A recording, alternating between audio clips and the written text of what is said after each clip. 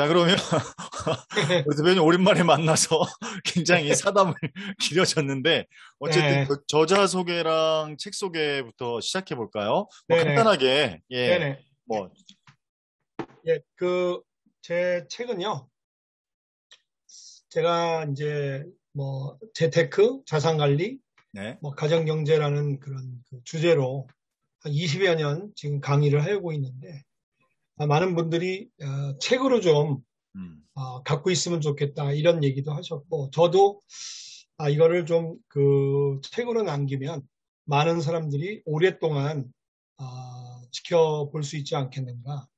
그렇게 생각해서 이제 재작년에 책이 나왔는데 한 5년 전부터, 그보다 5년 전부터 준비를 해서 책을 내게 됐고, 이제 그 책의 그 제목을 보시면 사실 굉장히 함축적이에요. 죽기엔 너무 젊고, 음, 살기엔 너무 가난하다. 왜 젊은가요? 네, 100세 시대라서 그런 거죠. 네, 그래서 우리는 여간해서는 안 죽는다. 죽고 그러니까 싶어도 못 죽는다. 네, 어, 그런데 우리가 이제 2000년대 들어오면서부터 소위 이제 뭐 사오정 그래서 직장 다니는 사람들의 은퇴가 이제 점점 당겨져서 50대 초반, 음, 어, 이제 40대 후반 네, 이렇게 이제 일찍 조기 은퇴가 이제 보편화됐죠. 음, 그러면 이제 저의 은퇴의 정의는 이거예요. 은퇴란 소득은 끊어졌는데 지출이 끊어지지 않은 상태. 음, 네, 저는 이렇게 정의하거든요. 그렇네요. 네, 확 와닿죠. 네, 그러면 살기엔 너무 가난하다. 50 예를 들어서 55세에 은퇴하더라도 90세에 돌아가신다면 음, 35년, 음, 100세에 돌아가신다면 45년. 그렇죠. 그러니까 우리가 돈을 벌기 위해서 또는 이제 살아가기 위해서 직장 생활, 소위 사회 생활을 보통 한 30년, 35년 하는데 그거와 비슷한 어떠면 그거보다 더 긴 시간이 기다리고 있다. 그런데 우리가 세대별로 좀 다르지만은 베이비부모라고 얘기하는 지금 50대, 60대들은 소위 낀 세대로서 위로는 부모님을 부양하고 아이들 키우느라고 노후 준비를 못했다. 지금 40대, 30대에는 취업도 잘 안 되고 자산이 증가하지 않는 소위 이제 자산이 증식되지 않는 저성장 국면에 살기 때문에 자산을 불리기가 쉽지 않다. 20대는 취업도 안 된다. 전 세대가 100세 준비하는데 이 은퇴 준비하는데 만만치 않다. 그렇기 때문에 우리가 굉장히 음, 가난하다. 음, 그래서 음, 이 문제에 대한 근본적인 그 원인 분석 음, 그리고 해결책 이거를 이제 나름대로 제가 연구해서 음. 담은 책이다. 네. 그 책에서 그 보시면은 이제 재테크에 대한 그 개념 자체를 완전히 바꿔야 한다. 네. 이렇게 주장을 하셨어요. 이 내용에 대해서 한번 말씀해 주시면 좋을 것 같은데요. 우리가 우리가 이제 그 재테크를 이해하기 위해서 음, 우리나라 재테크의 발전이 3단계로 이루어지고 있다는 걸 아셔야 돼요. 네, 첫째, 첫째 단계가 IMF 전까지. 음, 그때는 소위 고금리 시대였기 때문에 그렇죠. 우리가 거기를 저축의 시대라고 해요. 음, 그리고 그때를 재테크 시대라고 얘기해요. 음, 그런데 IMF가 끝나고 나서 소위 이제 2000년부터 우리나라 금리가 본격적으로 하락하기 시작합니다. 네, 그래서 어디까지? 2008년까지. 이 음, IMF부터 한 10년 동안에 음, 금리가 하락하니까 이 내려가는 금리를 극복하려고 금융기관들이 고객의 니드를 부응하기 위해서 소위 투자 상품을 도입하기 시작합니다. 네, 그때 이제 도입된 게 소위 말하는 펀드 음, 그리고 변액보험 네, 이게 다 2000년대 초반에 네, 출시돼서 엄청난 인기를 누리고 언제까지? 2008년까지 뭐 서프라임 터지기 어마어마한 전까지. 예, 음, 2008년까지 소위 그래서 이것이 저금리를 극복하는 대안으로서 이제 각광받았죠. 그래서 이 시기를 우리가 투자의 시대다 이렇게 얘기합니다. 그런데 이제 2008년에 글로벌 금융위기가 꽝 오면서 뭐 전 세계 자산 시장이 폭락하면서 사람들이 이거 투자 위험한 거구나. 그래서 그때부터 다시 이제 투자가 아닌 그럼 뭔가 또 새로운 걸 찾기 시작했고 금리는 더 하락해서 소위 이제 한 4%, 5%대 또 그 이하 이렇게 내려가니까 그럼 이제는 어떻게 해야 되는가? 이제는 관리의 시대구나. 돈 관리를 수입, 지출, 자산, 부채 이런 관리를 잘 해야 되는구나. 그런데 이 현상이 정확히 40년 전에 미국에서 겪었던 현상이에요. 그래서 미국은 그때 소위 저축과 투자를 거쳐서 파이낸셜 플래닝, 재무 관리, 재정 관리, 가정 경제 관리 라는 이제 그 개념이 발달되기 시작해서 오늘날 미국은 그 파이낸셜 플래닝이라는 게 완전히 자리 잡았죠. 미국 사람들의 한 60% 이상이 다 전문가로부터 재무 컨설팅, 재정 컨설팅을 받고 있으니까. 자, 그러기 때문에 이제 소위 그 저축과 투자의 시대에서는 재테크라는 것이 중요한 개념이었는데 이제는 재테크의 시대가 끝났다. 그러면 재테크가 끝났으면 뭐냐? 이제는 가정경제 관리의 시대다. 두 개가 뭐가 다르냐? 재테크는요, 무작정 달리기다. 저는 이렇게 얘기하고, 뭘 달리냐? 돈을 많이 모으고, 많이 불리고, 많이 벌기 위해서 달려가는 것이 재테크다. 일종의 그냥 불리는 것만 집중되어 있는 거. 네. 그렇죠. 네. 가만히 생각해보면 우리가 그랬던 것 같아요. 근데 가정경제 관리는 뭐냐? 목표를 정하고 달리는 거다. 그래서 목표라는 게 뭐냐? 누구든지 갖고 있는 가정의 재무적 목표. 그래서 뭐 결혼자금, 자녀 교육자금, 내 집 마련, 그 다음에 은퇴자금, 뭐 자녀 결혼자금 이러한 자금 목표를 세우고 그 목표를 달성하기 위해서 체계적으로 관리해 나가는 것. 이제는 이런 시대가 됐다. 그래서 저는 이제 금융기관에 있을 때부터도 한 20년 전부터 우리나라에 이런 시대가 온다라고 저는 생각해서 준비했고 드디어 왔죠. 그러니까 이제 패러다임이 이제 재테크의 시대에서 근데 재테크랑 뭐 사실 투자의 시대도 굉장히 유사한 어떤 표현이라고 볼 수도 있을 것 같은데 어쨌든 재테크 투자의 시대에서 관리의 시대로 왔다. 어떻게 보면은 인풋과 아웃풋 우리가 어떻게 들어오는 것만 이제 어떤 뭐 이렇게 고민을 했다라면 이걸 어떻게 잘 관리해서 어떻게 하면 잘 내보낼 것인지 이런 부분에서 굉장히 중요한 키워드를 말씀해 주신 것 같은데 제가 보니까 책 2장에서 보면 그러니까 돈 먹는 하마 1, 2, 3 해서 고물가 저금리 고령화 저출산 네, 이 부분을 언급을 해주셨어요. 네. 이게 왜 돈 먹는 하마인지 한번 말씀을 해주면 1, 2, 3를 해서 고물가 저금리 고령화 저출산 이 부분도 뭐 당연히 저는 이제 예상은 되는데 네. 시청하시는 분이나 독자분한테는 이거 설명해 주면 좋을 것 같은데요. 그러니까 저는 이제 그 세 가지가 우리 가정 경제를 좀먹는, 망가뜨리는 원흉이다. 저는 이제 이렇게 얘기하는데 첫째, 물가가 이제 우리가 물가가 지속적으로 오르는 걸 인플레이션이라고 하는데 가만히 보면 정부는 맨날 뭐 물가가 1.2%다, 뭐 1.5%다 이렇게 발표를 하는데 네. 공식적인 물가가 우리가 느끼는 소위 장바구니 물가는 5%, 7%, 10%가 넘는다 이거죠. 요즘에 무슨 뭐 마늘, 뭐 파가 뭐 100% 뭐. 그렇죠. 요새 계란도 어마어마하더라고요. 어마어마하잖아요. 자, 그게 우리가 느끼는 체감 물가인데, 사실은 이제 우리가 경제학적인 차원에서 보면은 내가 금융기관에다가 아니 어디가 투자를 해서 만약에 3%의 수익을 얻었어요. 이자를. 근데 물가가 5% 뛰었어요. 그러면 나의 실질 수익은 소득은 음, 3-5. 오히려 2%가 줄었다는 얘기죠. 이게 이제 마이너스 2가 경제학에서 되니까. 나오는 시간의 화폐 가치라는 개념인데 네네네. 물가가 올라가면 돈 음. 가치가 떨어지는 거죠.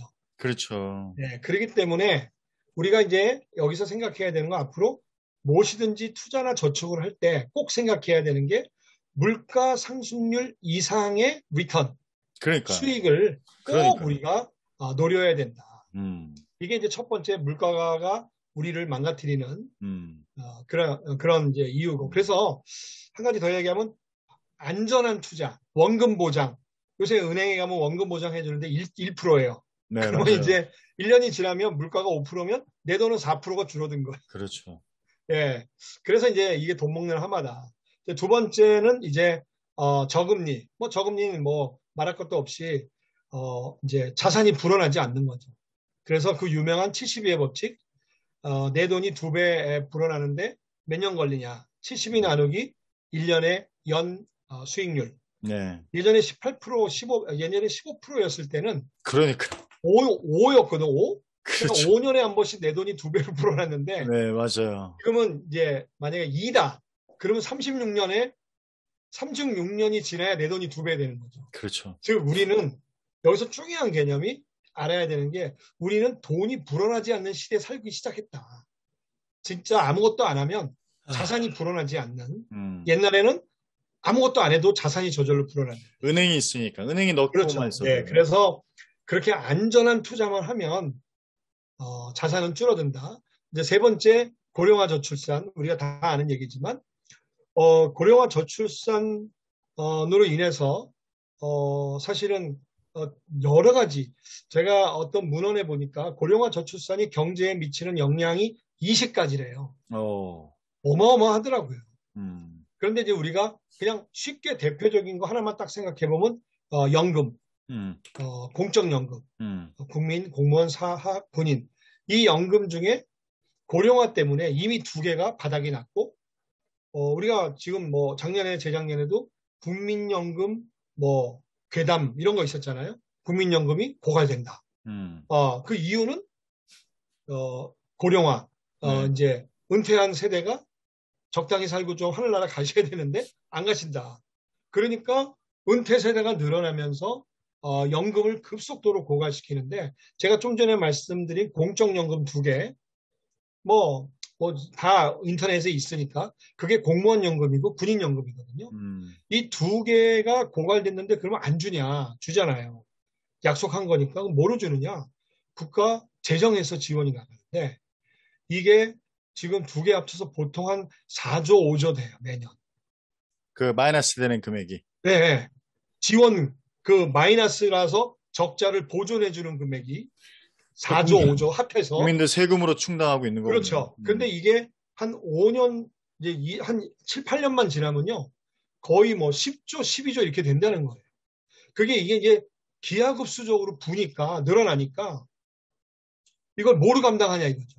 세금으로 감당하는데 지금 단적인 예로 연금만 예를 들었지 사실 우리나라의 1년 예산 중에 복지 예산이 40%입니다. 네, 40%가 넘어요. 네, 그런데 저희 어머님도 이제 요양원에 계시지만 우리나라 노인복지 너무 잘 돼 있어요. 맞아요, 맞아요. 너무 고맙더라고요. 네, 근데 그게 어디서 없겠어요, 그 예산이. 그렇죠. 전부 세금, 재정인데, 재정은 세금에서 오거든요. 결국 그래서 이 고령화 저출산 때문에 여러 가지 비용이 많이 발생하면 세금이 증가된다. 세금이 증가되면 우리의 명목 소득은 늘지 몰라도 실질 소득이 줄어든다. 그래서 우리가 음, 더 살기 힘들어진다. 음, 실제로 지난 10년 동안에 그 근로자들의 평균 급여가 한 20% 올랐대요. 그런데 세금, 근로소득세가 몇 프로 오른 줄 아세요? 그보다 3배 이상. 소득세가. 예, 그러니까 세금의 증가되는 속도가 우리 급여 속도보다 두세 배가 높다는 거죠. 음, 그 얘기는 우리가 열심히 일해서 월급이 늘어도 아까 말한 것처럼 물가, 인플레이션, 그 다음에 저금리, 그 다음에 고령화 저출산 이 세 가지만 딱 봐도 우리 가정 경제는 그냥 우리가 가만히 있으면 그냥 쪼그라드는 거다 이거죠. 음. 이게 이제 우리를 그래서 제가 하마다 돈 먹는 하마다 음. 그렇게 표현한 겁니다. 사실 뭐 소득세가 증가하든 세금에 대한 부담이 증가한다 하더라도 그것에 반대 극부적으로 나의 노후나 나의 복지와 관련된 부분, 뭐 자녀 양육에 대한 부분도 마찬가지. 그걸 국가가 감당을 해주면 뭐 유럽형 복지제도겠죠. 뭐 50% 이상, 거의 뭐 40% 이상 뭐 소득세를 뭐 소위 말하면 가져감에도 불구하고 불만들이 없는 게 아무래도 그 부분들에 대한 간극이 좀 분명히 좀 있는 것 같아요. 아직까지 우리나라는 그 부분에 좀 과도기가 좀 있는 것 같고 특히나 국민연금을 빼고 군인연금이나 공무원연금에 대해서는 상당히 많은 저 자체도 뭐 아버님 감사하게도 군인연금을 저희 어머님이 유가족이라고 받고 계시거든요. 예, 너무너무 감사하지만 한편으로 생각해 보면은 야, 저희가 그렇게 많이 받는 거 아님에도 불구하고 얼마나 많은 숫자가 야, 생각해 보면은 그 모든 부분의 대부분의 재정을 국가가 아닌 국민들이 담보하는 거잖아요. 지금 현재. 그렇죠. 예, 이게 공정한 어떤 분배가 이루어지지 못하고 있다라는 부분에 상대적 박탈감들이 좀 있는 것 같아요. 시민들이. 예, 많이 있죠. 연금, 예, 공무원 연금 뭐 엊그제도 제가 강의하다 깜짝 놀랐는데 무슨 교직원 이렇게 하셨는데 330만 원을 받으신다는 거예요. 네. 깜짝 놀랐습니다. 그러니까 결론적으로 그런 상대적 박탈감이 있어서 이걸 어떻게 조율해 나갈지 이게 관건이지 근데요, 않을까. 대표님, 근데 이제 그 부분은요, 사실은 이제 우리 일반 국민들이 조금 잘못 이해하고 있는 부분도 있어요. 네, 예를 들면, 국민연금은요, 국민연금은 이렇게 돼 있죠. 내 월급의 4.5, 그리고 사용자가 4.5. 그래서 그렇죠. 9%가 적립돼요. 9%, 근데 공무원 연금은요, 두 배예요. 18%. 내가 9% 내고요. 국가가 9%를 내줘요. 음, 군인연금도 마찬가지고. 음, 그러니까 사실은 왜 이렇게 많이 받지? 이렇게 얘기를 음, 하기 이전에 음, 그들이 얼마 냈지? 음. 이걸 봐야 되는 거예요. 네, 사실은. 네, 그렇죠. 그래서 그냥 결과만 보고 얘기하는 건 좀 위험한 얘기고 음, 그 내용을 들여다 보면 일단 그분들 공직자분들과 그 군 간부들이 부담한 것이 일반 우리가 국민연금을 내고 있는 일반 우리 국민들에 비해서 음, 두 배 음. 훨씬 많이 부담을 했기 때문에 훨씬 많이 받는 거다. 그건 당연한 건데 예, 요즘에 이게 공직자 윤리하고도 이제 관련이 되는 건데 이제 그 국민적 정서 안에는 대표적인 게 LH 공사예요. 최근에. 그러니까 그런 부분에 대해서 공무원들이 유지하고 있는 어떤 기득권? 이것들에 대한, 그러니까 수많은 젊은 친구들이 공무원에 대한 이 부분이 가는 게 사실 저녁 있는 삶인데 상대적으로 그런 노후에 대한 부분이라든가 교육 기회라든가 이런 부분들이 사실 민간에서보다 국가가 보장하는 부분이 더 크니까 제가 봤을 때는 뭐 우리가 좀 얘기가 좀 다른 쪽으로 갔는데 어찌됐든 간에 이 국민적 정서에서는 조금은 이렇게 어떤 그 조정이라고 할까? 아니, 개선안들이 좀 있어야 되지 않을까? 저는 말씀하시면 충분히 이해가 되는데 그 정서를 한번 말씀을 좀 드린 거고 제가 한 발짝 더 들어가서 또 우리 또 저기 그 어떤 투자와 관련된 부분에 또 증권회사에 계셨으니까 뭐 저도 마찬가지겠지만 이제 그 책 내용을 보자면 적절한 투자 비율은 100마이너스 나이다. 이렇게 말씀을 네, 또 주셨어요. 그리고 관련돼 가지고 과연 이제 그런 어떤 부동산이나 주식이나 어떤 그 코인, 가상화폐 이 부분들에 대해서 한번 뭉뚱그려서 투자에 대한 비율과 더불어 과연 그럼 투자와 관련된 부분에 있어서 우리가 대안이라고 할 수 있는 주식과 부동산과 어떤 코인에 대한 개별적인 어떤 소개와 더불어서 통찰할 수 있는 어떤 선택에 대한 부분들을 고민하고 있는 사람들한테 조언해 주시면 좋을 것 같아요. 예. 그 우리가 제가 이제 결론적으로 먼저 얘기하면요. 네. 우리는 투자에 대해서 공부를 정말 안 해요. 아, 그렇죠. 공부를 안 공부를 해요. 안 하고 투자를 해요. 네. 네, 그게 문제예요. 네. 아까도 얘기했지만 2000년대 들어서서 펀드와 변액이라는 아주 좋은 상품이 도입이 됐는데 사람들이 너도 나도 펀드 했어요. 그런데 펀드가 뭔지도 모르고 했어요. 그래서 뭔지도 모르고 했다가 돈 많이 벌 줄 알고 그냥 했는데 그렇죠. 왕창 이제 주가가 폭락하면서 손해 보니까 또 안 해. 음, 이제 그러다가 이제 작년에 또 동학 개미 운동 뭐 이래서 음, 우리가 과거에 두 번의 금융 위기를 보면 요럴 때 삼성전자를 샀어야 되는구나. 그래서 이제 동학 개미 운동이 일어나서 삼성전자를 사자. 주식이 뭔지 공부도 안 하고 주식 투자를 해요. 그렇죠. 제가 요즘에도 강의를 가서 사람들한테 물어봐요. 주식이 뭔지 자신 있게 설명할 수 있는 분 손 들고 설명해 보라 그러면요. 거의 없어요. 음, 주식이 뭐냐 그러면 그래요. 그거 증권회사에서 계좌 열고 샀다 팔다 하는 거 주식 아니에요? 그거는 주식의 가장 끝단에 와 있는 거잖아요. 음, 근데 주식이라는 게 이 자본주의에서 이 주식회사를 그렇죠. 가 얼마나 중요하고 거기에 주식이란 개념이 얼마나 좋은 개념인지 전혀 모르고 해요. 그래서 첫째는 어쨌든 우리 공부를 너무 안 한다. 그렇죠. 공부해야 되는 거죠. 무식하다. 음, 그러니까 맨날 냄비같이 막 상승장에 따라 들어갔다가 이게 그래프가 폭락할 때 꺾이면 그냥, 또 완전히 또 뭐 네.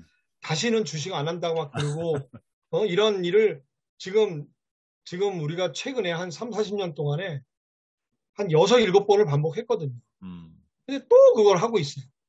자, 이게 이제 우리의 큰 문제다. 자, 그러면 투자를 할 때 우리가 꼭 생각해야 되는 게 정말 중요한 게 첫째는 공부해야 되는 거고요. 두 번째는 공부죠. 내가 투자하는 목표가 뭐냐는 거죠. 음, 그러니까 우리가 목표가 뭐냐고 물으면 다들 이래요. 돈 벌려고. 음, 그거는 목표가 아니라는 거죠. 그거는 최종 결과물인 거고 음, 그러면 다시 제가 이제 저도 증권회사나 뭐 은행에서 맨날 고객 들어오면 그렇게 물어봤어요. 그럼 돈 벌어서 뭐 할 건데? 이걸 이렇게 묻죠.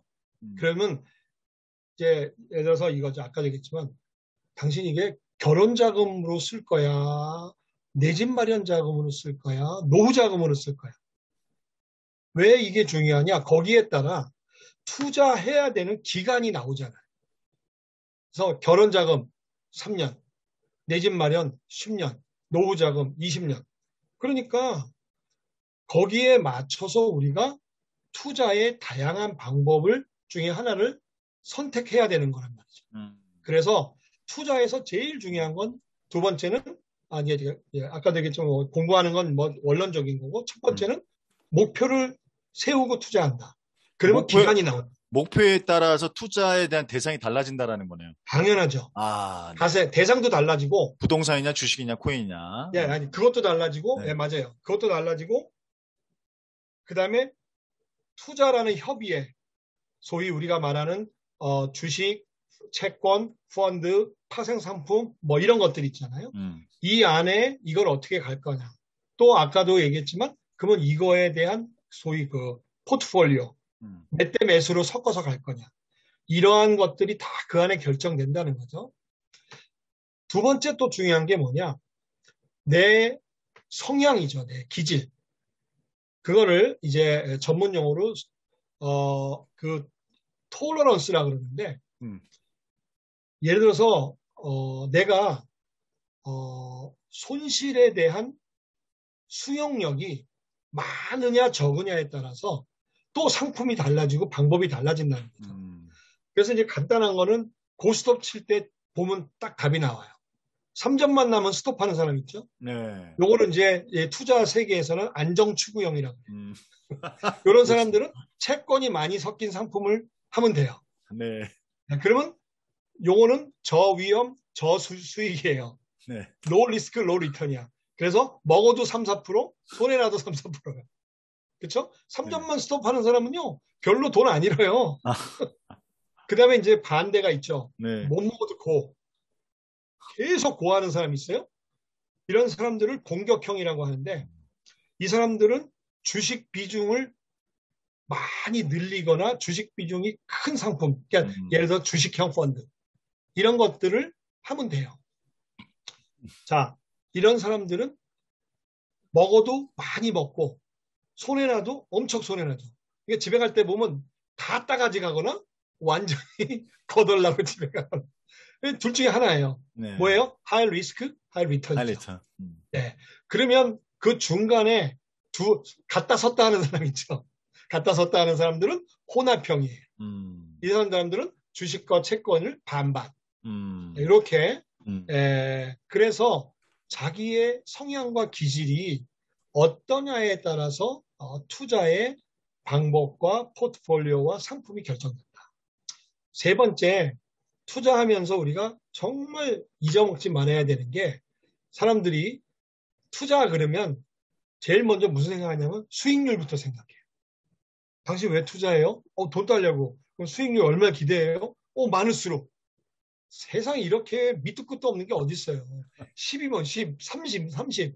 그런데 세계적인 투자의 규제, 워런 버핏 선생님은 이렇게 우리에게 가르쳐 주고 있어요. 투자에서 제일 중요한 게 뭡니까 물어봤더니 이렇게 얘기했어요. 돈을 잃지 않는 투자를 하는 거다. 리스크 매니지먼트. 그래서 그거 중요한 거죠. 그러면 두 번째로 중요한 건 뭔가요? 그랬더니 첫 번째를 지키는 겁니다. 뭐 이렇게 얘기했다는 거예요. 자, 투자에서 정말 중요한 것은 리스크 관리예요. 리스크 관리. 그래서 세계적인 전문가들이 수십 년 동안에 소위 돈을 가장 적게 잃는 투자, 리스크 매니지먼트에 입각한 투자가 뭔가 하고 연구해 봤더니 그게 있더라는 거죠. 세 가지. 그래서 네. 첫 번째 분산 투자, 음, 두 번째 정기 투자, 세 음, 번째 장기 투자. 요 음, 방법대로 하면 손해나도 크게 손해나지 않고 음, 수익은 꽤 얻을 수 있을 것이다. 그래서 음. 이런 게 이제 우리가 투자에 대해서 기본적으로 알고 생각하고 들어가야 되는 거고. 근데 주로 대표님은 지금 말씀하시는 부분이 간접 투자를 말씀을 주로 하시는데 채권형 펀드가 아니요, 아니라 직접도 주식형 펀드. 마찬가지예요. 근데 직접 직접 투자에 투자도요. 대해서는 그렇게 아니요. 추천을. 예, 이제 저는 근데 솔직히 얘기하면요, 저는 직접 투자는 권하지 않아요. 그렇군요. 이유가 네, 있다면 어떤 이유가 걸까요? 있다면요, 제가 증권회사 임원 생활을 했잖아요. 근데 그거 아세요? 증권회사 고위직일수록 주식 투자 안 하는 거. 아, 저는 알고 있습니다. 네, 왜 증권가 안 할까요? 지점장들도 안 해요. 왜 안 지점장들도. 네. 할까요? 네. 자기들이 해봤기 때문에 이거 돈 못 번다는 거, 못 단다는 거 알아요. 쉽지 않다는 거. 예, 쉽지 않다는 거. 자기도 많이 잃어본 거예요. 음. 왜 그러냐면요, 이유는 세 가지가 있어요. 주식시장은요, 세 개의 그룹이 전쟁하는 전쟁터예요. 그렇죠? 맞아요. 외국인, 기관, 기관, 개인. 개인. 그렇죠? 그러면 외국인이라고 얘기하면 우리가 뭐 아주 쉽게 뉴욕 월스트리트에 있는 음, 투자 전문가들, 뭐 펀드 매니저나 애널리스트나 뭐 이런 음, 사람들. 음, 기관이라 그러면 저 여의도나 명동의 자산 운용 회사들 뭐 또는 뭐 은행 증권 이런 데에 있는 전문가들이 기관 투자가라고 볼 수 있죠. 자, 우리가 그들에 비해서 개인이 세 가지가 많은지를 보면 돼요. 답이 나와요. 첫째, 정보력. 음, 제가 뉴욕에 갔는데요. 월스트리트 가보니까 그 펀드 매니저 방에 들어가니까요. 서류가 막 산더미만큼 쌓여 있어요.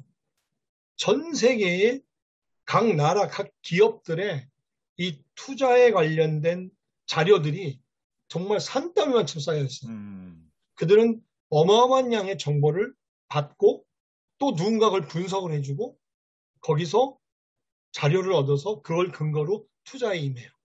그래도 뭐 돈을 번다 못 번다 그래요. 두 번째, 정보가 아무리 있어도요. 정보를 보고 분석할 수 있는 분석력. 음, 그러니까 뭐 저는 주식 투자하는 사람 중에 재무제표를 볼 줄 아는 사람은 거의 못 봤어요. 맞아요. 기업의 재무제표를 보고 이게 무슨 얘기인지 알아야 될 거 아니에요. 음, 가장 기본적인 게 재무제표인데, 그 음, 다음에 더 나아가서 뭐 여러 가지 기업의 자료들, 뭐 매출, 뭐 영업이익, 뭐 이런 추이들, 뭐 하여튼 이런 것들에 대한 분석할 수 있는 능력이 개인들은 굉장히 음, 부족하다. 세 음, 번째, 절대적인 시간. 음, 그들은 밥 먹고 하루 종일 하는 게 그건데, 우리는 기껏해야 업무하다 말고 화장실 가서 잠깐 모바일 보잖아요. 음, 그리고 뭐 PC 잠깐 켜서 1시간? 2시간? 이게, 이게 게임이 되는, 이게 상대가 되는 게임이냐 이거죠. 전쟁을 치르는데 한쪽은 소총으로 싸우고 한쪽은 대포로 싸우고 그럼요. 뭐 아니요, 그런. 대포가 아니라 핵무기로 싸워, 핵무기로. 그러니까, 근데 근데 제가 이거는, 이런 말씀드려서 참 외람되긴 한데 작년에 올해 우리 기업 교육 이제 관련돼서 이제 저는 이제 주업이 뭐 본캐는 이제 아무래도 기업 교육 쪽이니까 기업 강의를 해서 이제 90% 이상 뭐 80% 이상의 수입이었으니까. 근데 네, 그 부분들이 이제 아무래도 코로나로 이제 영향이 확 네, 커졌잖아요. 네. 그래서 상대적으로 이제 저도 이제 증권사에 있었기 때문에 작년에 뭐 작년에는 다 대부분 다 그랬지만 올해도 그렇고 어쨌든 그 직접 투자를 통해서 아니었으면 좀 많이 힘들었을 이제 커버를 그렇죠. 좀 많이 이렇게 물론 이제 장이 워낙 좋았으니까 근데 지금이 진짜 진검성부인 것 같은데 그렇게 따진다 그러면은 사실은 직접 투자 그러니까 간접 투자보다 직접 투자가 여러 가지 장점들에 있어서 지금 말씀하신 대로 정보력이나 분석 능력이나 시간에 있어서 많이 떨어지긴 하는데 개인들이 오히려 말씀하신 투자 전략 중에 분산 그리고 정기 그리고 장기 투자만 한다라고 하면 훨씬 더 승산이 있지 않을까요? 외국인은 몰라도 기관은 이기지 않을까요? 그 주식 투자도요. 네. 그 세 가지를, 그냥 워런 버핏은 그 세 가지를 지켜서 주식 투자를 하신 분이에요. 아, 그러니까 네. 저는 이제 간접 투자만 제가 좋다고 얘기하는 건 아니고 주식도 그 세 가지 방법에 의해서 하면 돼요. 음, 그런데 그렇지 않다는 거예요. 제가 실제로 최근에 기사를 보니까 작년 1년 동안에 개인 투자자들이 그러니까 작년 3월부터 올해 3월까지인가 아마 그럴 거예요. 주식 시장에서 주식을 보유하고 있었던 보유 평균 날수가 보유 며칠인 줄 일수. 아세요? 예, 예. 예, 8일이에요. 진짜요? 네, 개인 평균? 예, 그렇게 8일이에요. 그렇게 그렇게 짧아요? 짧아요. 그러니까요, 개인들은요, 장기 투자 안 해요. 못 견디는구나. 어마어마하게 단타를 해요. 어마어마하게 단타. 그래서, 그래서, 또 어떤 저거 보니까 올해 개미들은요, 수익을 조금 냈는데, 네. 그, 이제, 그, 수수료, 이제 거래하면 수수료 있잖아요. 거래 수수료. 네, 거래 수수료하고, 세금, 이거 다 제하고 나니까, 어, 마이너스인 사람도 무지 많대요. 아, 그래서 저는, 지금 대표님 말씀처럼, 다양한 종목으로 분산하고, 그 다음에, 주식을 살 때, 저는 그래요.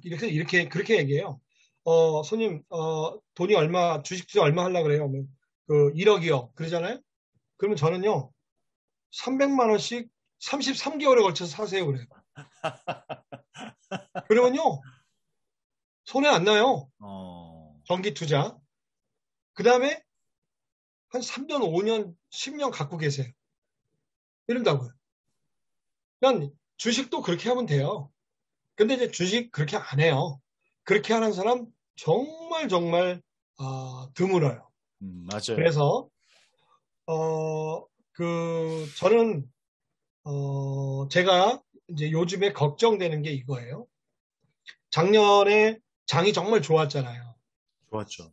그래서 이 경험이라는 게 굉장히 위험한 거예요, 사실은. 어설픈 경험이요. 사람 망가뜨립니다. 네, 맞아요. 그냥 작년에 주식을 시작했어요. 그래서 막 뭐 몇 개 종목 이렇게 해서 왔다 갔다 하면서 한 2, 30% 수익 냈어요. 그러면 이 머릿속에 이 뇌가 어떻게 저장돼 있을까요? 주식하면 한 2, 30% 벌어. 이게 딱 세팅이 돼요. 기준이 되죠. 예. 그래서 계속 그럴 것이다라고 생각하고 계속 하다가 어느 날 전체적으로 장이 무너지잖아요. 그러면요, 하면서 이제 손실이 나기 시작하는 거예요. 그래서 결국은 들어간 돈 탈탈 다 털리고 나와요. 음, 그리고서 뭘 한 줄 아세요? 음. 나는 다시는 주식 안 한다. 그리고 한 10년 안 해요. 그리고 이제 그러다 이제 10년 있다 또 해야 이제. 주변에 이제 또 괜찮은 거 보면 또 이제 들어가고. 예, 그래서 음, 사실은 주식도요. 아까 그 리스크도 그렇지만요. 예, 이렇게 하면 돼요. 어, 목표 수익률과 손절 그 수익률을 정하는 거예요. 예를 들어서 10% 수익 나면 무조건 나온다. 5% 손실 나면 무조건 손절 친다. 이러한 원칙으로 하는 사람 난 봤어요. 그 사람은요, 절대 돈 안 잃어요. 잃어야 5%예요. 딱, 그런데요, 기준. 이게 저 대표님도 이제 해보셔서 알지만 수익이 10% 나면 기분이 어때요? 더 갈 것 같잖아요. 그러니까 계속 붙들고 있어요. 더 가요. 한 20% 가다가 근데 어느 날 이제 내려가잖아요. 그러면 아이 다시 오겠지 또 이렇게 생각해요. 그래서 이제 10%에 오잖아요.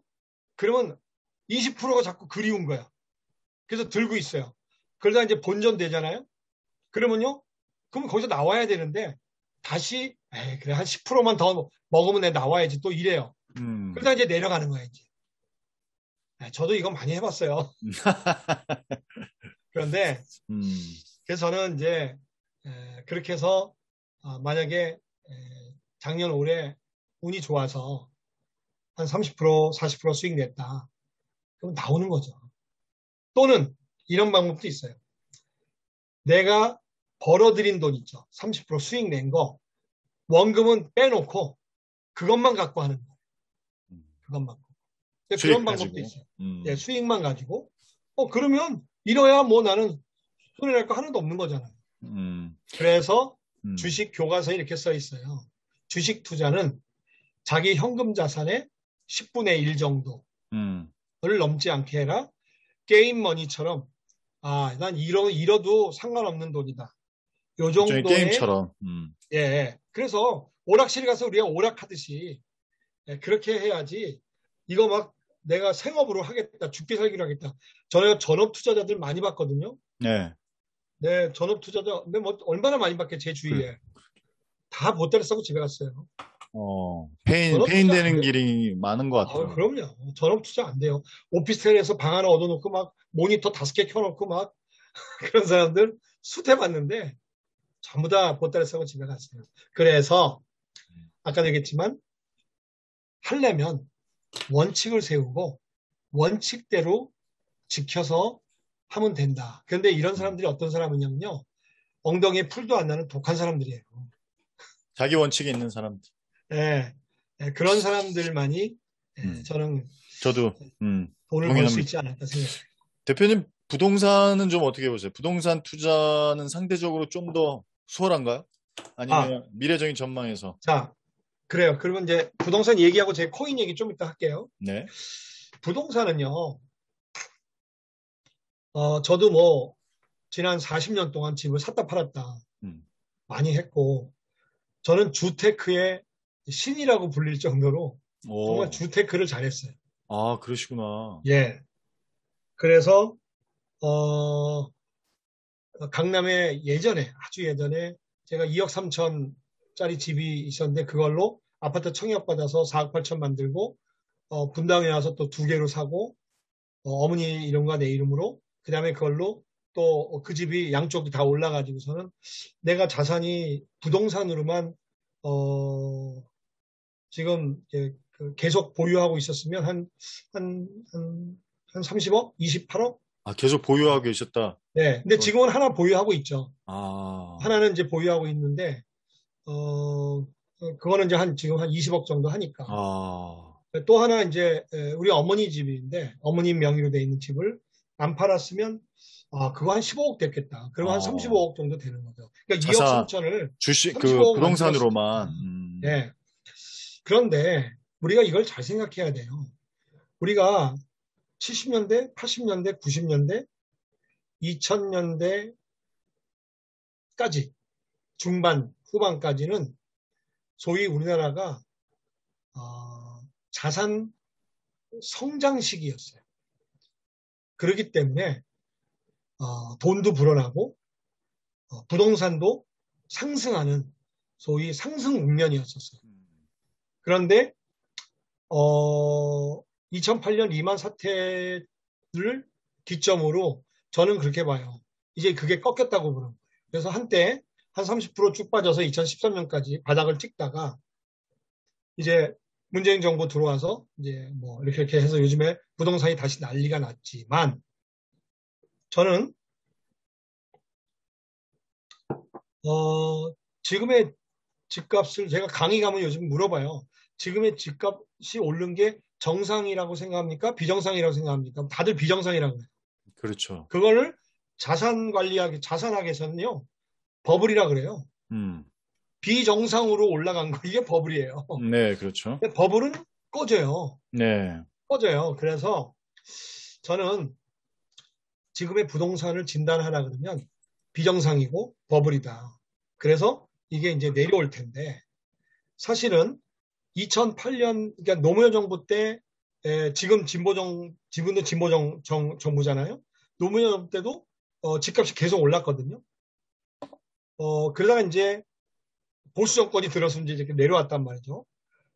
어, 지금 그 집값이 저는 전반적으로는 3, 4년 사이에 다시 조정을 받아서 내려갈 거라고 생각해요. 그럼 지금 팔아야 그런데 되겠네요. 어느 정도 수익을 지금 예, 맞아요. 만약에 주테크를 하고 싶다면요. 저는 지금 집을 팔고 음. 전세로 가 있다가 다시 시죠. 3, 4년, 4, 5년 후에 잡으면 적어도 15%, 20% 또는 30% 시세 차익을 먹을 수 있어요. 물론 어. 양도소득세 계산을 해야죠. 내가 지금 집을 팔아도 양도세를 많이 내지 않는다는 전제하에서. 그럼 일본의 전제하에. 전철을 그대로 밟을까요? 네. 일본과 같이 아, 이렇게 그렇지는 않아요. 이게 우리나라는 일본처럼 뭐 8분의 1, 9분의 1까지 폭락하지는 않습니다. 왜 그러냐면요. 우리나라 민족의 기질, 그건 국민의 기질도 있는 것 같아요.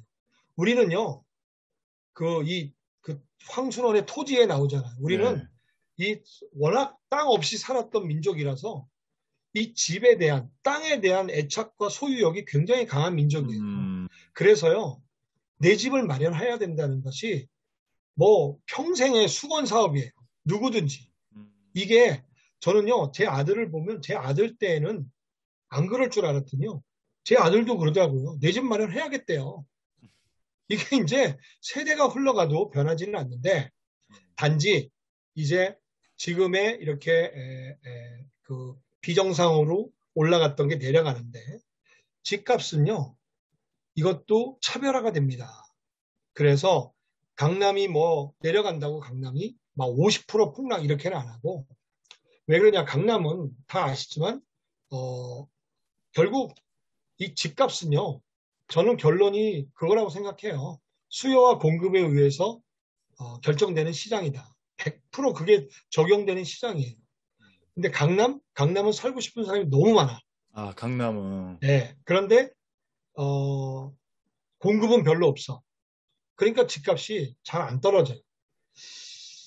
어, 그런데 예를 들어서 뭐 경기도 위성도시 또는 지방 이런 데들은 집값이 내려간다면 지금 제가 다녀보니까요. 뭐 수원, 뭐 안산, 뭐 이런 데들 이 경기도의 웬만한 지역들이 집값이 거의 2배씩 뛰었더라고요. 아, 맞아요. 많이 네, 뛰었더라고요. 그런데 저는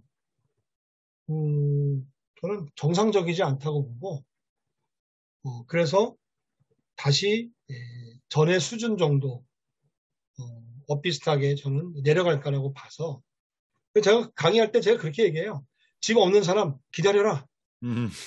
집이 2채인 사람 빨리 팔아라. 아. 한 채인 사람 세금 계산해서 음. 지금 한번 접고 팔고 또. 전세로 가 있다가 음. 다시 한번 기회를 보는 것도 좋은 찬스다. 사실은요, 3년 전에 그런 일이 한번 왔었어요. 그래서 제가 그게 이제 언제냐? 미국이 금리 인상을 한다 그럴 때 2017년, 18년에 금리 인상하면 우리도 금리 인상하게 되고 그래서 집값이 내려갈 거다.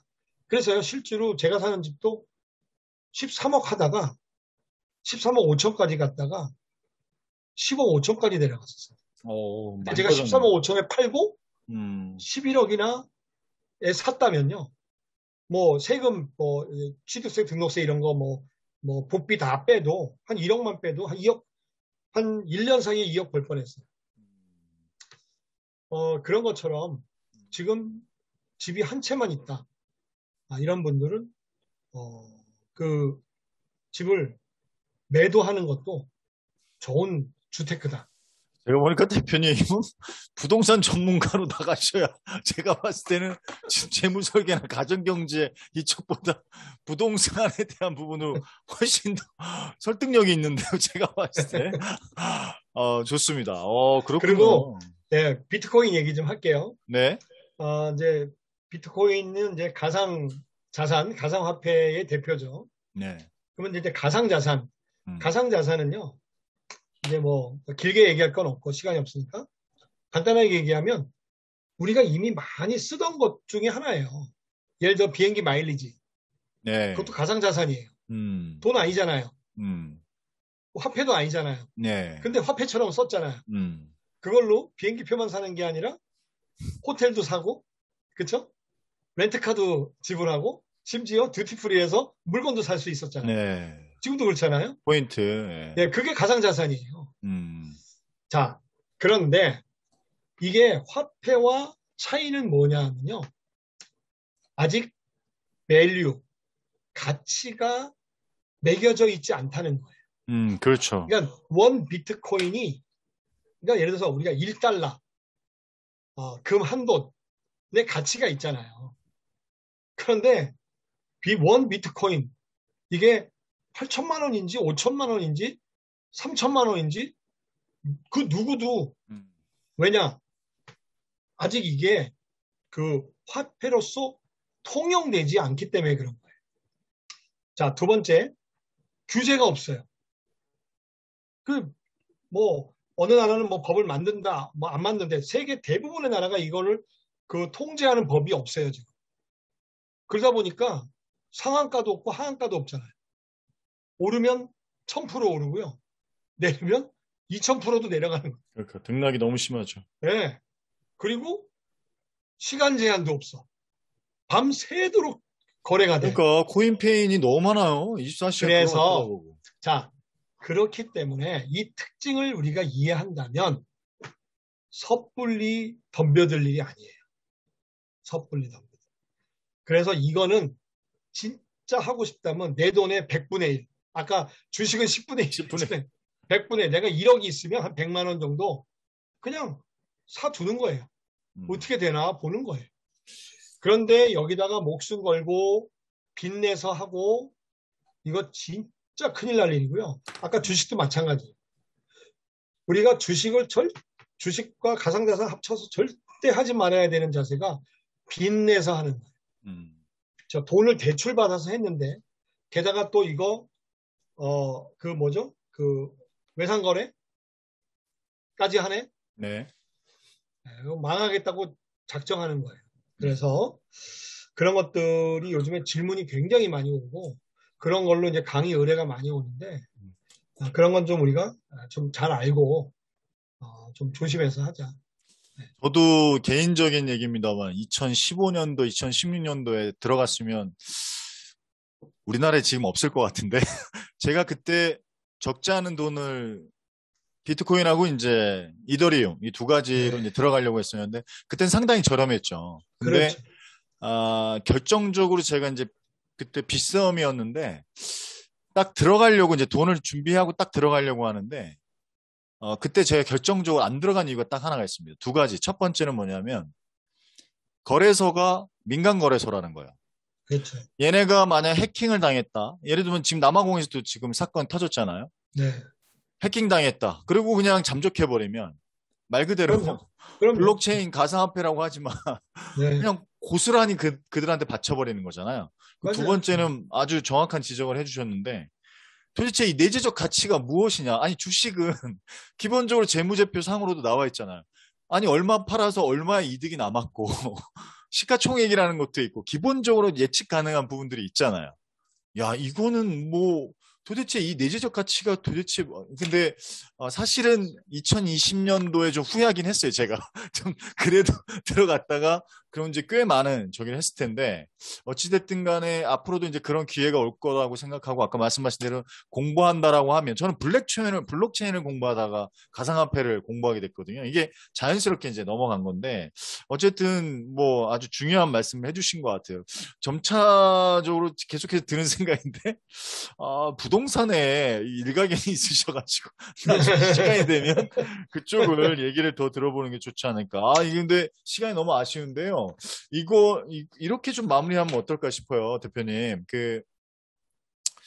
사실은 이제 이제 대부분 제가 인터뷰 마무리를 그렇게 하는데 이제 여러 가지로 이제 사실은 사랑도 가난이 들어오면 구멍이 난다. 뭐 이런 얘기도 하는데 요즘 참 뭐 쉽지 않은 시기인 것 같아요. 여러 가지로 코로나가 일단 직접적인 원인이 됐는데 인간이 한 번도 경험하지 못해. 인류, 글쎄요. 제가 들어본 바로는 물론 이제 중세시대 당연히 흑사병으로 인해서 더 심했겠지만 어쨌든 지금 너무나 힘들어하는 분들이 많거든요. 재무적으로도 그렇고 투자에 대한 부분도 그렇고 거의 이게 벼랑 끝에 서 있는 분들이 많아서 투기를 할 수밖에 없는 게 아예 없으니까 차라리 이쪽에 코인 같은 경우도 그래서 막 더 달려드는 게 아닌가 이렇게 생각이 드는데 참 쉽지 않은 3, 40대, 5, 60대 노후 준비도 거의 50% 이상이 안 돼 있대잖아요.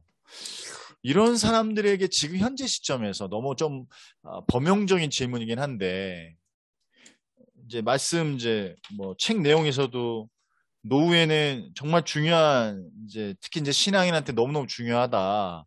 그래서 체력 건강 중요하고 그다음 재력이 중요하다.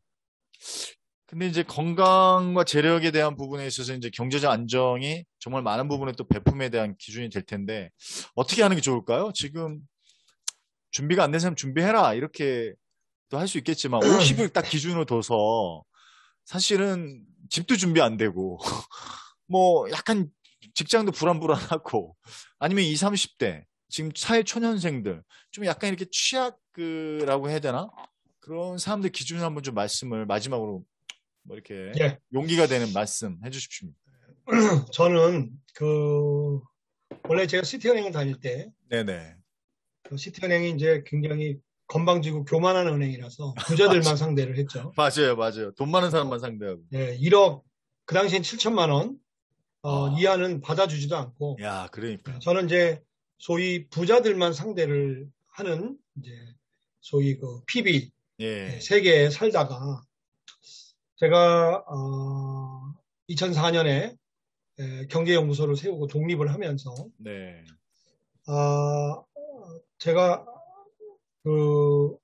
그거는 내가 할 일이 아니라 금융기관들이 할 일이다 음, 라고 생각을 해서 저는 이제 타겟을 그 PB가 그 아래에 계시는 모든 일반인들로 해서 이제 지금은 예를 들어서 진짜 저기 사회 초년생 신입사원부터 지금 말씀하신 것처럼 굉장히 경제적으로 어려운 지경에 있는 분들,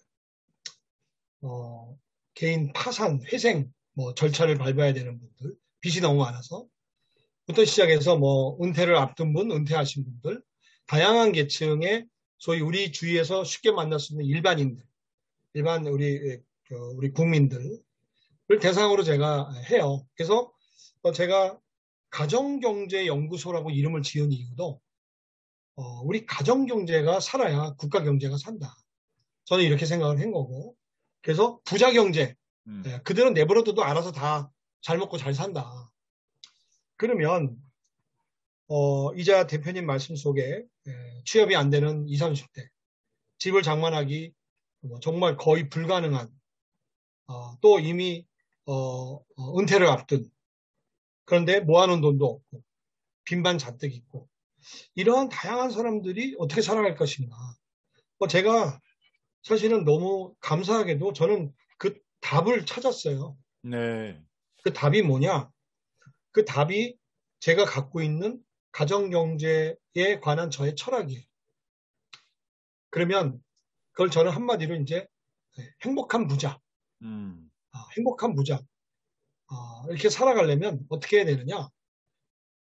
누구든지 필요한 때에 필요한 만큼의 돈을 모아서 살아가면 된다. 라는 걸 저는 알게 된 거예요. 필요한 때, 10년, 20년, 30년, 40년. 언제가 될지 모르지만, 그때 다 돈이 필요하잖아요. 살면서. 특히 목돈이. 그걸 위해서 준비하고 모아간다면, 그날이 오면 걱정이 하나도 없다는 거죠. 예를 들어서 제가요, 저는 뭐 그렇게 유복하게 살지도 않았고, 그런데 제가, 드디어 이제 이달 8월 25일부터 국민연금을 받아요. 진짜요? 네, 아니, 62세가 돼서. 아니, 지금, 지금 62세 되시는 거예요? 네. 오, 59년생은 만 62세부터 국민연금을 받아요. 이야, 축하드려야 되나요? 아니면, 예, 생각보다, 축하해야죠. 아니, 야, 지금 50대 중반으로 봤는데, 대표님 너무, 이런 거 그러시구나. 공개하면 안 되는데. 자, 네. 제가 국민연금 얼마 받은 줄 아세요? 얼마 받으세요? 158만 원 받아요. 엄청 많이 받으시네요? 엄청 많이 받죠? 네. 그러면 제가 뭘 했을까요, 그동안에? 저는요, 아무것도 한 거 없이 그냥 열심히 직장 다니면서 직장에서 국민연금을 강제로 내는 거를 그냥 순응했을 뿐이에요. 그렇죠. 낼 수밖에 없었죠, 또. 예. 그래서 저는 젊은 사람들한테 그 얘기를 해주는 거예요. 신이 우리에게 준 축복의 선물이 있어요. 그게 복리라는 거예요, 복리. 그래서 복리는 10년, 20년, 30년, 40년 지나면 효과가 나타나는 거예요. 그런데 복리를 제대로 하려면 강제 저축을 해야 돼요. 어릴 때부터. 그러니까 저는 지금 젊은이들이 뭐 집 살 가능성이 없다. 그리고 패닉에 빠져서 비트코인. 전 정말 죄송한 얘기지만 헛소리라고 생각해요. 얼마든지 집 장만할 수 있고 얼마든지 노후를 풍요롭게 살아갈 수 있어요. 뭔 소리예요? 제가 국민연금 150 받죠? 개인연금을 넣어놨어요. 개인연금도 있어요? 예. 그렇죠. 당연히 있으시죠. 그래서, 예. 그래서 제가 거기서 두 개 합치면 한 300대요. 개인연금까지 포함하시면? 예. 그거가 다가 아니에요. 저는 집이 있잖아요. 어떻게든지 저는 집을 이렇게 유지하고, 저도 한때 사업하다가요. 집 말아먹을 뻔했어요. 그렇죠. 대출 받아서 사업했으니까. 건들죠. 근데 제가 정말 저도 천신만고 끝에 했는데 제가 집을 갖다 맡기면 한 200 정도 주는 것 같아요. 주택연금.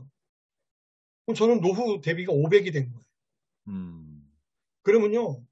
제가 무슨 부잣집 아들도 아니었고요. 저 등록금이 없어서 대학 8학기 동안에 국민은행 융자금, 학자금 대출받고 대학 졸업한 사람이에요. 저는 아버지가 일찍 돌아가셨거든요. 네.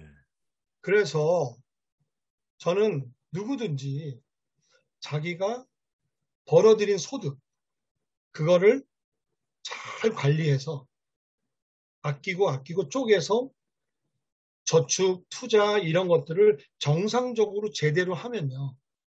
대한민국에서 집도 장만할 수 있고 그 다음에 노후 준비도 할 수 있고 저는 다 할 수 있다고 생각해요. 강제저축이 키워드네요. 예.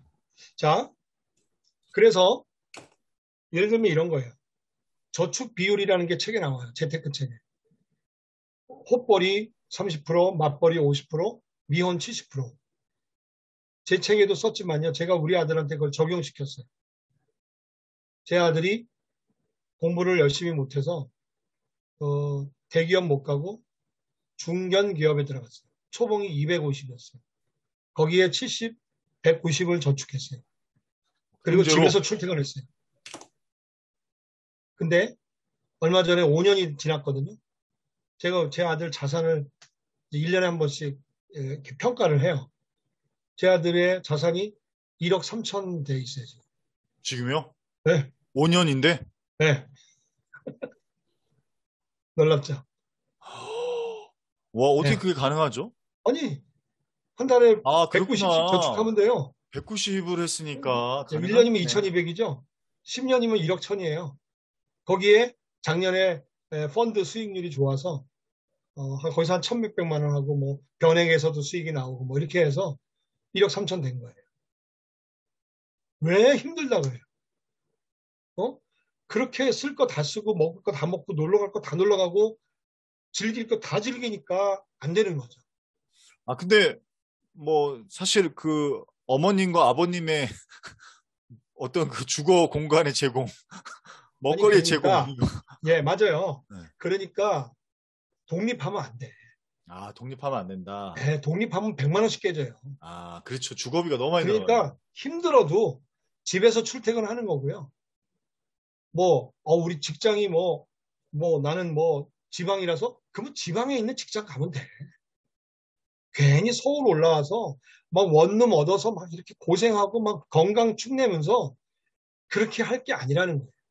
그 속에는요, 정말 젊은 분들이 이 방송 보면 좀 저한테 뭐라 그럴지 몰라도 약간의 무슨 뭐랄까 낭만주의, 욜로, 맞아요. 뭔가 좀 열로. 보여주고 싶은 거, 그리고 나 혼자만의 공간, 그거 잘못하면요 우울증 걸려요.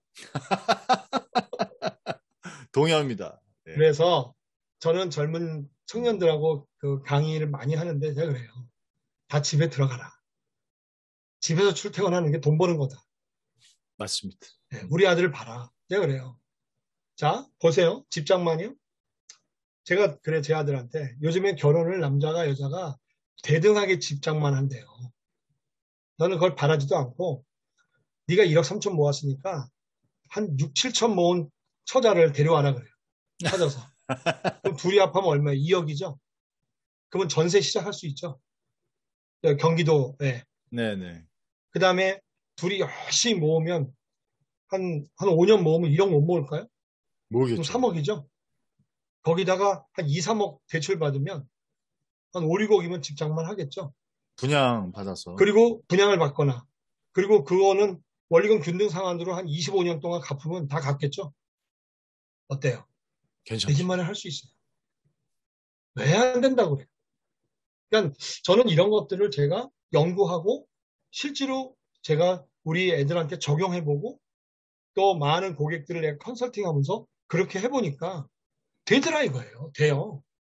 자, 그래서 결론적으로 누구든지 자기의 네 가지 수입, 지출, 자산, 부채 이 네 가지의 재무적 상황을 잘 분석하고 거기에 문제를 발견해서 정리하고 그걸로 자기 목표를 세워서 꾸준히 관리하면서 이렇게 살아간다면 누구든지 자기가 원할 때 원하는 만큼의 돈을 모아서 돈 걱정 없이 행복하게 살아갈 수 있다. 이게 제가 발견한 행복한 부자론이고 제 책의 결론이 그거고 대한민국 모든 사람들이 이렇게 되면 행복해지겠다. 저는 그렇게 생각합니다. 오늘 말씀 들었던 중에 국민연금 158만 원에 개인연금 150만 원이 가장 쇼킹한. 야, 이제 대표님 오히려 더 편안해지시겠는데요? 네. 심적으로도 그렇고. 국민연금을요. 제가 그 5년을 연기할 수 있잖아요. 그렇죠. 연기를. 연기하면 1년에 7.2%씩 늘어나거든요. 맞아요. 그러면요. 5년 뒤에 210씩 준대요. 아. 더 충격이죠. 그러니까 역시, 네. 제가 젊은 친구들한테 그래요. 괜히 왔다 갔다 하지 말고 아무 직장 들어가서 국민연금 40년 내라. 그게 최고다. 그리고 한 달에 노후만을 위해서 딱 떼서 30만 원씩 연금을 넣어라. 그러면 네 노후는 걱정 없다. 아까 그러셨잖아요. 선진국은 50%를 떼간다고. 맞아요. 그게 그거예요. 내 돈 떼가서 저축했다가 나중에 선진국 350, 400씩 받잖아요. 맞아요. 그러니까 내가 나중에 350 받을 수 있게끔 세금 냈다 치고 그게 강제저축이니까 한 달에 한 50만 원씩 연금을 드는 거예요. 그러면요. 진짜 그 공적연금 받고 개인연금 하면 남부럽지 않고 잘 살 수 있는 거예요. 아, 오늘 뭐, 야, 참, 다양한 어떤 그 팩트, 개인의 스토리를 통해서 굉장히 설득력 있는 내용들 너무 감사드리고, 어쨌든, 기본적으로 어떤 일을 하든 간에 재무적 안정, 경제적 안정이라는 부분 너무너무 중요할 것 같아요. 그런 부분이 그럼 돼야 뭐, 건강은 말할 필요도 없고, 그 부분과 이 어떤 경제적인 부분이 이렇게 딱 셋업이 되면 어떤 도전하는 데서도 좀 아주 과감하게 좀 할 수 있는데 이것이 계속 균열이 일어나면 아무래도 좀 사실은 도전적인 부분이 좀 약해질 것 같아요. 이 젊은 분들이 특히나 그 욜로 문화는 좀 마케팅의 대표적인 어떤 폐해가 아닐까 이런 생각이 좀 드는데 어찌됐든 너무 귀한 말씀 너무 감사드리고요. 이후에 뭐 또 책도 뭐 준비하는 거 있으세요? 아니면 사실은 이제 제가 유튜브 방송을 하려고 했어요. 아 그러시구나. 왜냐하면 대한민국 사람들이요 정말 금융 너무 몰라요. 너무 몰라요. 그래서 요즘에 재테크 여기 유튜브 가면 뭐 맨 주식 뭐 부동산 막 오른다 막 이런 것만 보는데 음, 은행에 예금, 적금, 주식, 채권, 펀드, 파생상품, 그다음에 뭐 아까 비트코인 이런 것들을 제가 정말 아주 그러니까 소위 이제 초보 수준으로 음, 하려고 이제 준비를 음, 했다가 음. 아 이게 보통 일이 아니잖아요. 그래서 그걸 또 책으로 낼까 뭐 생각도 하다가 또 그런 책들은 많이 있어서 그래서 네. 지금 생각하는 거는 이제 교회 관련해서 이제 제가 그 크리스찬들에게 그 경제 금융 교육을 시킬 수 있는 책을 하나 내야겠다 생각하고 있어요. 음, 그거는 하나 쓸 거예요. 그러니까 크리스찬 성경적 그 성경적 재테크 뭐 정경적 이렇게 재테크. 아우 예, 좋은데요. 저도 꼭 저희 구매해서 보도록 하겠습니다. 예, 예. 아무튼 너무 귀한 말씀 너무 감사드리고요. 이후에 하여튼 코로나가 좀 잠잠해지면 맹모 박사님과 함께 사우나 회동을 그러세요. 또 하도록 하겠습니다. 예, 그분도 새 책 냈는데 우리 또 책거리도 해드려야 되잖아요. 네, 한번 저희 인터뷰 한번 했었잖아요. 그래서. 네. 아, 그러셨구나. 네, 근데 어찌됐든 뭐 요즘 뭐 아무튼 다들 비슷비슷하겠지만 건강 조심하시고 하여튼 그래요. 조만간 아주 좋은 얼굴로 또 뵙도록 하겠습니다. 예. 이렇게 네, 또 귀한 시간을 마련해 주셔서 너무 감사하고 네, 제가 너무 예, 감사드립니다. 오랜만에 뵙게 돼서 너무 반가웠고 그러니까 예. 하여튼 항상 대표님도 열정적이시라. 건강하시고 네, 네, 예, 고맙습니다. 네, 그래요. 네, 또 기사 나오면 또 또 뵐게요. 연락드리겠습니다. 네, 네, 그래요. 고맙습니다. 네, 들어가세요. 네.